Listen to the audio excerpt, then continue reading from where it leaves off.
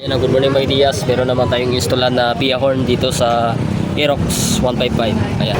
I-installan natin siya ng PIA horn at gawin nating dual contact horn. So dito pala mga Diaz, meron na siyang loud horn. Pero hindi na sa tumunog. Ayan. Ito yung kanyang loud horn. So try natin. So ito yung stock. Ayan.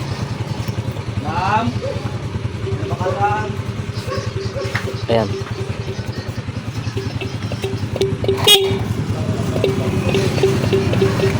Ayan. Minsan lang tumutunog yung kanyang busina. Ayan. Yan yung kanyang tunog. At ito yung switch niya sa loud horn. Ayan. Umiilaw siya pero hindi na siya tumutunog. Ito yung ulitin natin, yung unang gumawa nito. Ayan, ulitin natin. Yung wiring nya. Install nito. So, bakit nga ba nawala yung kanyang tunog? So, kapag dito mga Diaz, ayan, hindi nakahinang yung kanyang terminal dito sa busina. So, in case na magkorosyon yan mga Diaz, hindi na yan tutunog. Tulad dito sa nangyari dito. Ayan. Dapat kasi mas maganda mga Diaz kapag nakahinang yung terminal ng inyong busina. Kapag kayo makabit ng loud horn. Ayan. Okay lang sa mga stock, tutunog yan. Pero kapag ganito, katagalan yan ay mag-corrosion na yan. So dapat ihinang nyo siya. Kasi na-experience ko na ito yung ganito lang. Pero sa katagalan ng paggawa natin, nalaman na natin na mas maganda pala yung nakahinang kaysa dito naka-terminal. Ayan. Tulad dito, hindi na sa tumunog. Ayan. Tapos kanyang loud horn. Yan, wala na. Hindi na tumutunog. So tingnan natin yung mga relay niya. Baka hindi rin nakahinang. So umpisa na natin. Ito pala yung pag-wiring nila. Ayan. Ayan, nakasakit yung mga relay. So ang disadvantage naman ito mga Diaz kapag kayo ay gagamit ng kanyang sakit. So ito nangyari sa kanya, may tendency na hindi na siya tutunog kasi mag-corrosion niya dito yung sa mga sakit niya. Ayan. Mas maganda kung ihinang niyo pa rin yung dito sa kanyang relay. Ayan. So okay, ito kanyang mga relay. Ang problema dito, nag-lose contact na. Ayan. Ayan, kung makikita natin ito mga Diaz, yung mga wirings niya. Ayan, mayroong mga nakahang lang. Ayan. Hindi na organize na mabuti. Yan yung isang busina niya. Yan. Wala na. Yan. So dito nilagay sa banda sa may cover. So hindi yan gaganda yung tunog niya kapag ganyan. Tanggalin na natin to. Ulitin natin itong mga wiring nila. Yan. Tapos hindi na tayo gagamit ng sakit. Hinang natin. So ito yung sinabi ko may Diaz na nag-corrosion siya. Ayan. May tendency na maglo-lose contact. So hindi na tayo gagamit ng sakit. May Diaz sa hindi safety yung pagkagawa nila. Ayan.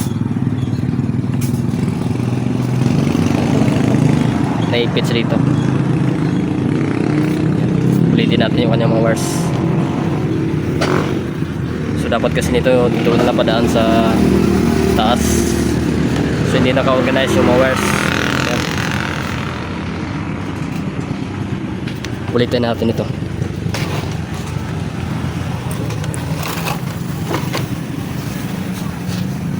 Ulitin natin yung kanyang mga pag-wiring. Ayan. Delikado. Ayan.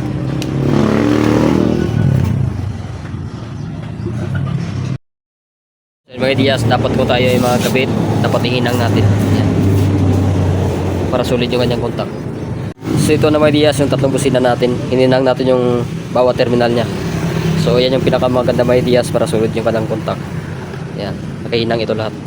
So itong dalawang loud horn dito natin lagay. Ay yung isa dito at isang loud horn dyan. Yan. Tapos yung stock dito natin lagay banda. Yan. Dyan natin lagay. Ito na mga Diaz, nakabitan natin. Ito yung PIA horn niya. Dito natin kinabit isa at ito. So para malakas sa mga Diaz, dapat pag-install nyo, dapat ganito siya. Ayan. Dapat hindi sa bumabangga. Ayan. Ayan, isang tips mga ideas kapag kayo ay gumamit ng relay, dapat original na relay yung gagamitin nyo. Ito yung original na push relay. Ayan. Ikumpara natin ito sa local. Ayan. So makikita natin sa kanyang pin. Ayan, hindi sa pantay. Ayan, tabingi. Pero pag sa mga original, ayan, pantay yan. Ayan. Palitan na natin itong relay na kinabit nila. Kasi itong isa niya, sira na. Ayan, sira na ito. Natest ko ito kanina. So, palitan natin ito. Ito na kabit natin yung bago. Ito yung orig na bush. Ayan. Made in Portugal. So dito, walang nakalagay. Ayan. Walang pangalan. Bush siya pero local. So dapat ito. Yung original na bush relay. Ito na may dias na hinang na natin yung kanyang relay. Yung wiring na natin mamaya. So mas maganda kung nakahinang kasi hindi siya maglulos contact. Maganda yung kanyang protection. Ayan mga dias, na-organize na natin yung kanyang mga wires. Ayan. So dapat malinis mga dias. Hindi tayo kahit saan ang pagapang natin. So electrical tape natin. Yan, na-strap natin dito. Duwagan na natin para in case na magliko siya, hindi pa ano yung kanyang wire. Yan yung ating relay. Strap lang natin. Yan. Ito gawa lang natin to switch. Meron ng ano. Kasi ito lang ginawa muna natin sa kanyang busina. Yung kanyang dual contact horn. Itong switch na to. Siguro hindi natin gamitin. So depende na sa sunod. Pag dumating na yung kanyang auxiliary light, dito natin lagay. Yan. Balik na natin yung kanyang mga cover sa harapan. Yan. Sino na mga yes. Yan. So ito yung pinagapang natin na wire. Yan. Yan. Punta yan sa battery.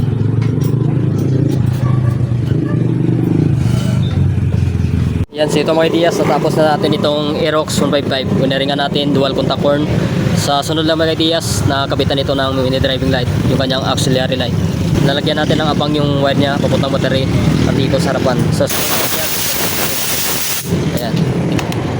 Ayan. So ito yung switch na ginawa ko. Yung stock niya sa itaas. Ayan. Yan yung kanyang stock horn. Pag lower na natin, baba. Okay.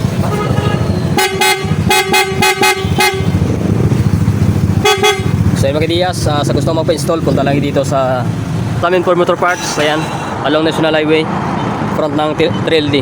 Ayan, kung gusto nyo magpa-install. So marami na tayong install nito. Aerox Inmax EDB 160. So bali dito, kabitan ko ito ng rapid, yung sa kanyang busina. At yung sa passing niya, pagkikabit na natin yung kanyang auxiliary light. Ayan. So goods nito. Siguro mga ideas, hanggang dito natin video about dito sa Aerox 155.